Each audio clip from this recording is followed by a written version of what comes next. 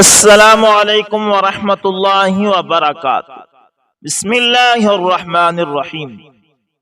دوستو، مولانا قاری محمد حنیف صاحب ملتانی اپنی ایک تقریر میں فرماتے ہیں کہ میں حج کے لیے مکہ مکرمہ گیا۔ میری ملاقات ایک ولی اللہ مولانا خیر محمد صاحب سے ہوئی جو بہاولپور میں رہتے تھے۔ سارا دن اپنے ہاتھوں سے کام کرتے اور شام کو طالب علموں کو حدیث پڑھایا کرتے تھے۔ مولانا خیر محمد صاحب نے فرمایا کہ میں نے خواب میں دیکھا کہ بیت اللہ کا طواف کر رہا ہوں، خلیل اللہ طواف کر رہے ہیں، کلیم اللہ طواف کر رہے ہیں، آدم، ذبیح اللہ، یعقوب، یوسف اور حضرت ایوب علیہم السلام سب کے سب موجود ہیں۔ انبیاء کرام کی جماعت طواف کر رہی ہے اور پیچھے پیچھے سید عطا اللہ شاہ بخاری رحمت اللہ تعالی بھی چل رہے ہیں۔ مولانا خیر محمد صاحب فرماتے ہیں کہ میں نے پوچھا، شاہ جی یہ مرتبہ کیسے ملا کہ انبیاء کرام علیہم السلام کے ثواف بیت اللہ کا طواف ہو؟ تو شاہ جی رحمت اللہ تعالی فرمانے لگے کہ بس اللہ تعالی نے یوں کریمی فرما دی کہ عطا اللہ شاہ، تم نے میرے محبوب صلی اللہ علیہ وسلم کی ختم نبوت کے لیے زندگی جیل میں کاٹ دی، مصیبتوں اور دکھوں میں گزار دی، آجا نبیوں کے ساتھ طواف کرتا رہے۔ اللہ اکبر، اللہ اکبر۔ دوستو، مولانا جمال اللہ راوی ہیں کہ حضرت مولانا محمد علی جالندری رحمت اللہ تعالی کنری ضلع تھرپارکر میں تبلیغ کے لیے تشریف لے گئے۔ یہ اس زمانے کی بات ہے جب سندھ میں مرزائیت کا طوطی بولتا تھا۔ ہندو مرزائی گٹھ جوڑ، بے پناہ زمین اور سرمایہ، 7 اسٹیشن تک گاڑی کا مرزائیوں کی زمین سے گزرنا، اقتدار کے باعث ان کے خلاف کسی کو کچھ کہنے کی جرت نہ تھی۔ ادھر بیچارے غریب مسلمان، وہ بھی ان سے مرعوب۔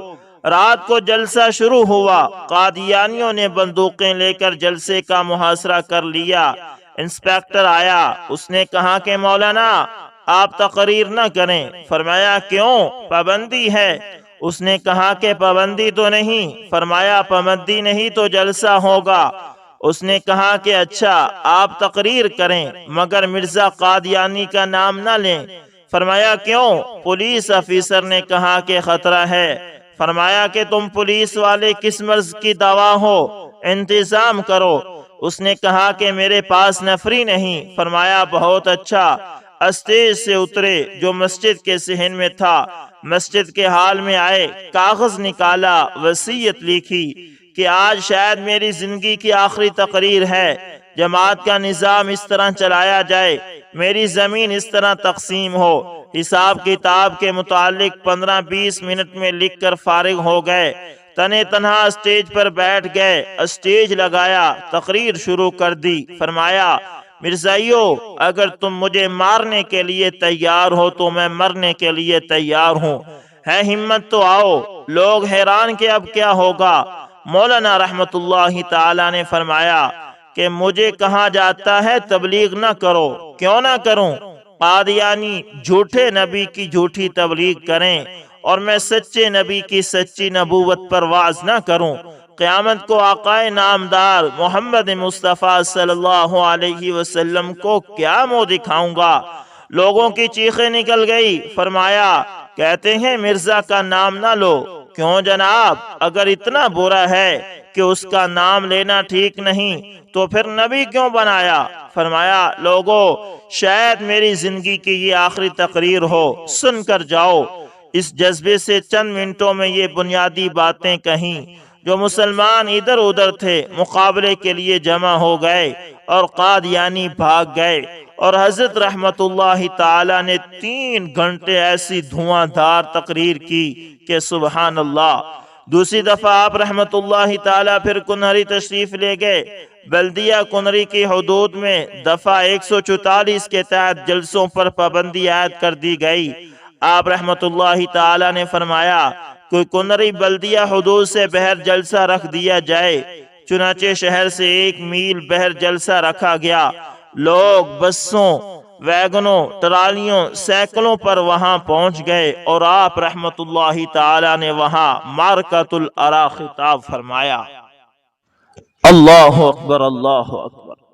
دوستو، ضلع مردان میں ایک مشہور متعصب عجب خان قادیانی جو ایک جاگیردار تھا، سیدہ کے لوگوں پر یہ قانون لاگو کیا ہوا تھا کہ مرزا قادیانی کے نام کے ساتھ حضرت جی ضرور کہا کریں، نام گستاخی سے کوئی نہ لے۔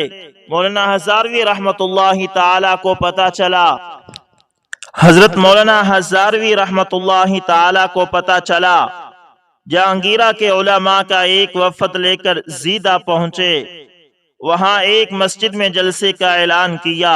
لوگ جب ڈرتے ڈرتے مسجد میں پہنچے تو عجب خان جو انریری مجسٹریٹ بھی تھا پستول بھر کر مسجد میں آیا اور عین ممبر کے سامنے بیٹھ گیا۔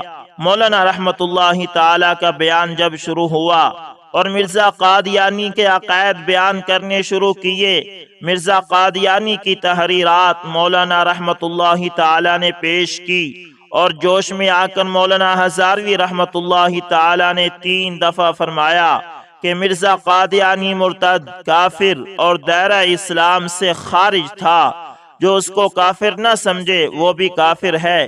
مولانا رحمت اللہ تعالی نے اپنا سینہ ننگا کر کے فرمایا، جو اس بات پر گولی مارنا چاہتا ہے تو مجھے گولی مار دے۔ عجب خان نے کچھ بولنا چاہا لیکن عوام کے تیور دیکھ کر کھسکنے میں ہی عافیت سمجھی۔ اس کے بعد اہل زیدہ نے فیصلہ کیا کہ آئندہ کسی قادیانی کو مسلمانوں کے قبرستان میں دفن نہیں کرنے دیا جائے گا۔ مولانا ہزاروی رحمت اللہ تعالی ایک دفعہ جنرل محمد ایوب خان سے ملنے گئے۔ مشہور احرار رہنما شیخ حسام الدین مرحوم بھی مولانا کے ساتھ تھے۔ بات چیت کے دوران ایوب خان نے کہا، مولانا جہاں تک میں اسلام کو سمجھا ہوں وہ تو اس طرح ہے۔ مولانا ہزاروی نے فرمایا، ہاں خان صاحب، کرسٹائن کیلر کے ساتھ ننگا غسل کرنے والے جو اسلام کو سمجھے، بھلا ہم کب اس طرح سمجھ سکتے ہیں؟ ایوب خان بہت شرمندہ ہوا۔ دوستو، 28 اگست نمائندہ خصوصی سوئٹزرلینڈ کی قادیانی ایسوسی ایشن نے سعودی عرب کے شاہ فہد سے تحریری طور پر یہ مضحکہ خیز درخواست کی کہ وہ ان کے مذہب کے سربراہ کو حج کے لیے سعودی عرب آنے کی دعوت دیں۔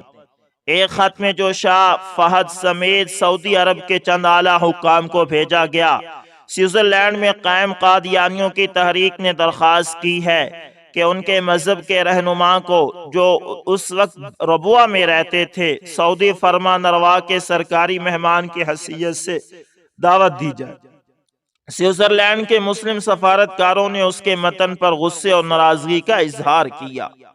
جب یہ درخواست شاہ فہد کے پاس گئی تو آپ نے جواب دیا کہ مرزا قادیانی ملعون کا طوق غلامی اتار کر مسلمان بن کر آئیں تو دل و جان سے مہمانداری کریں گے۔ یعنی یہ جو مرزا قادیانی ہیں یہ طوق غلامی اتارے، یعنی برطانیہ کی جو غلامی کرے اس کو اتارے تو ہم مہمانداری کریں گے۔ اگر مرزا قادیانی کا طوق غلامی پہن کر آنا، یعنی اگر مرزا قادیانی طوق غلامی پہن کر آنا چاہے تو یاد رکھو کہ یہ سرزمین حجاز ہے۔ جو کچھ ہمارے پیش رو حضرت صدیق اکبر رضی اللہ تعالی عنہ نے مسلمہ کذاب اور اس کی پارٹی کا حشر کیا تھا، وہی حشر ہم تمہارا کریں گے۔ اس جواب پر مرزائیوں کے اوسان خطا ہو گئے۔ دوستو، میرے والد صاحب مولانا نواب الدین صاحب قصبہ رمدراز ضلع امرتسر کے تھے۔ والد صاحب چونکہ حضرت خواجہ سراج الحق کے خلیفہ اعظم تھے اور غیر معمولی اوصاف و کمالات کے حامل بھی تھی، اس لیے انہیں قادیان کے خطرناک محاذ ستکوار پر متعین کیا گیا، جو قادیان سے 3 کوس کے فاصلے پر تھا اور بٹالہ سے اگلے اسٹیشن چھینا سے اتر کر قادیان جانے والوں کی راہ گزر میں ایک اہم مقام کی حیثیت رکھتا تھا۔ تھوڑے وقفے کے بعد جب والد صاحب قادیان پر حملہ آور ہوتے تو تیزی سے دیہات میں یہ خبر پھیل جاتی کہ مولوی صاحب مرزا سے مناظرہ کرنے جا رہے ہیں، اور دیہاتی عوام اپنے حل چھوڑ کر ساتھ ہو جاتے۔ یہ واقعہ میری پیدائش سے چند سال پہلے کا ہے۔ مرزا غلام احمد اور حکیم نور الدین سے گفتگو کا سلسلہ صرف علمی مباحث تک ہی محدود نہ رہتا، بلکہ والد صاحب اس سے شدید متعون بھی کرتے۔ یہ خبریں تو مجھے تک عینی شہدوں کے ذریعے بکثرت پہنچی ہیں کہ مرزا غلام احمد دق ہو کر عجز و انکساری کی راہ اختیار کر لیتا اور اپنے دعووں کی تعویلیں کرنے لگتا۔ مرزا کی موت کے بعد مناظروں کا دور شروع ہوا تو والد صاحب پنجاب کے عظیم مناظر ہونے کی حیثیت سے ان کا مقابلہ کرنے لگے۔ اللہ ہی بہتر جانتا ہے کہ ان کے مناظروں کی تعداد کتنی ہے، سینکڑوں یا ہزاروں۔ بہرحال مناظروں میں زبانی کلامی ہی باتیں نہ ہوتی تھی، بلکہ جہاد فی سبیل اللہ کا آغاز بھی ہو جاتا تھا۔ غالباً 1929 کا واقعہ ہے کہ پاک پتن شریف کی درگاہ میں والد صاحب کے پیر و مرشد کی درگاہ تھی۔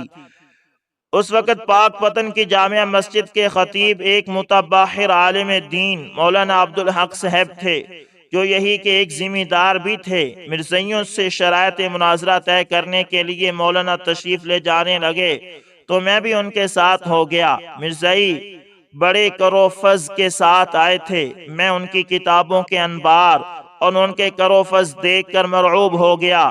دل میں یہ خیال گزرنے لگا کہ میرے والد صاحب کے پاس تو کوئی کتاب نہیں، وہ کیسے مناظرہ کریں گے؟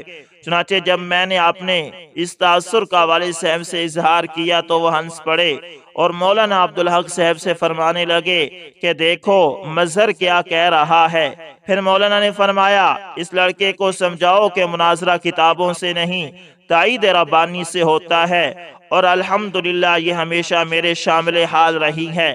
میں نے زندگی میں ارباب باطل سے تمام مناظرے کتاب کے بغیر کیے۔ یہاں یہ بھی ذکر کرنا اچھی بات ہوگا کہ مرزائیوں نے عام دستور کے خلاف پاک پتن شریف کے مناظرے میں والد ماجد کے مقابلے کے لیے کہنسال اور کرغگان باران دیدہ کی بجائے نوجوان مناظروں کو بھیجا، جو والد ماجد کے تبحر علمی، زور خطابت، شخصیت، ذہانت اور فطانت اور شجاعت اور بہادری سے قطعی طور پر ناآشنا تھے۔ ان نوجوانوں کے سرخیل 3 مناظروں کا نام تو مجھے اب تک یاد ہے، جلال الدین شمسی، عبد الرحمن اور سلیم، اور الحمدللہ اسی مناظرے میں 130 آدمیوں نے مرزائیت سے توبہ کی اور والد صاحب کے حلقہ ارادت میں شامل ہو گئے۔ اللہ اکبر، جس سے اللہ ہدایت دے۔ دوستو، حضرت عروہ بن زبیر روایت کرتے ہیں کہ ایک شخص مکہ مکرمہ اور مدینہ منورہ کے درمیان سفر کر رہا تھا۔ ایک قبرستان سے گزرا تو دیکھا کہ ایک شخص قبر سے نکل آیا۔ وہ لوہے کی بیڑیوں میں جکڑا ہوا تھا اور اس کے پورے جسم پر آگ شعلے مار رہی تھی۔ اس نے اس مسافر کو کہا کہ اے اللہ کے بندے، مجھے تھوڑا سا پانی دے دو، مجھ پر تھوڑا سا پانی چھڑک دو۔ اتنے میں ایک اور شخص اس کا پیچھا کرتا ہوا نکلا۔ اس نے کہا اے اللہ کے بندے، اس کو ایک قطرہ پانی بھی نہ دو۔ یہ سب دیکھ کر مسافر اپنی سواری کے جانور پر بے ہوش ہو گیا اور سواری سے گر کر ہمیشہ کے لیے لنگڑا ہو گیا۔ دوسرے دن صبح ہوش میں آیا تو اس کے سیاہ بال سفید ہو چکے تھے، یہاں تک کہ اس کا سر سفید پھولوں کا درخت معلوم ہوتا تھا۔ اس نے مدینہ منورہ جا کر حضرت عثمان رضی اللہ تعالی عنہ کو یہ واقعہ سنایا تو آپ رضی اللہ تعالی عنہ نے تنہا سفر کرنے سے منع کر دیا۔ اللہ اکبر۔ دوستو، گلزار ابراہیم ایک حکیم صاحب ہیں۔ وہ قصہ لکھتے ہیں کہ ایک دن اس کو پاخانے میں بیٹھے بیٹھے خیال ہوا کہ یہ پاخانے کا کیڑا کس کام کا ہے، یعنی یہ کس کام میں آتا ہے، اس میں بظاہر کوئی منفعت نہیں، یعنی یہ تو ایک کیڑا ہے، اس میں کیا فائدہ ہو سکتا ہے۔ اس خیال کا آنا تھا کہ چند روز میں اس کی آنکھیں اندھی ہو گئی۔ بڑا گھبرایا، بہت علاج کیے مگر کچھ نفع نہ ہوا۔ اتفاق سے ایک دفعہ کوئی دوسرا حکیم اس بستی میں آیا جو آنکھوں کا علاج کرتا تھا۔ اس اندھے حکیم نے بھی اس سے رجوع کیا۔ اس نے کوئی دوا اس کی آنکھ میں لگا دی جس سے بہت جلد آنکھیں کھل گئی اور اچھی طرح نظر آنے لگا۔ اس نے حکیم سے پوچھا کہ اس کا جز عازم کیا ہے؟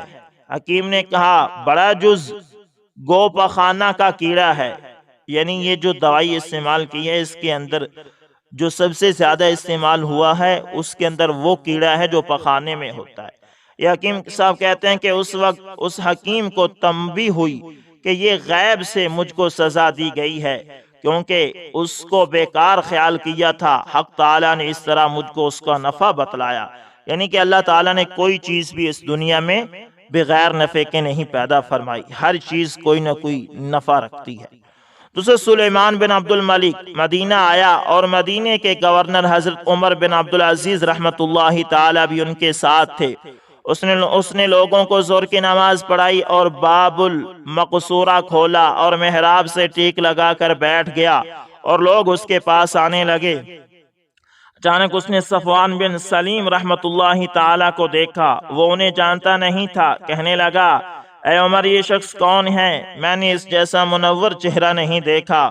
انہوں نے کہا، امیر المومنین، یہ صفوان بن سلیم ہے۔ اس نے اپنے غلام سے کہا، وہ تھیلی لے آ جس میں 500 دینار ہیں۔ وہ 500 دینار والی تھیلی لے آیا۔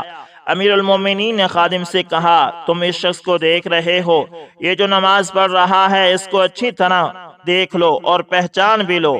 وہ غلام تھیلی لے کر گیا اور ان کے پاس جا کر بیٹھ گیا۔ جب صفوان کی نظر اس پر پڑی تو نماز مختصر کر کے سلام پھیرا اور اسے مخاطب ہو کر کہا کہ کیا بات ہے؟ اس نے کہا، مجھے آپ ہی کی طرف بھیجا گیا ہے۔ انہوں نے کہا، جاؤ پوچھ کر آؤ، اگر یقین ہو جائے تو دوبارہ چلے آنا۔